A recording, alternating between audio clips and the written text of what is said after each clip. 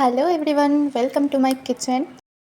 আজ আমার প্রচণ্ড মাথা ব্যথা হওয়ার জন্য আমি ভাবলাম চলো আজকে আমি আমার মতো চাটা করি আর তোমাদের সঙ্গে শেয়ার করি যে আমি কিভাবে চা বানাই যখন আমার মাথা ব্যথা করে। কারণ আমি বেসিক্যালি চা খেতে পছন্দ করি না, একদমই করি না। বাট যখন আমি এই চাটা বানাই গাইস, তখন আমার চা খাওয়ার ইচ্ছেটা একদম দ্বিগুণ হয়ে যায়। তাই আমি ভাবলাম আজকে তোমাদের সঙ্গে শেয়ার করি। তো প্রথমেই আমি একটা বাটি গ্যাসের মধ্যে বসিয়ে দেবো আর তার মধ্যে হাফ চামচ মতো চিনি দিয়ে সেইটা ভালোভাবে মেল্ট করে নেব।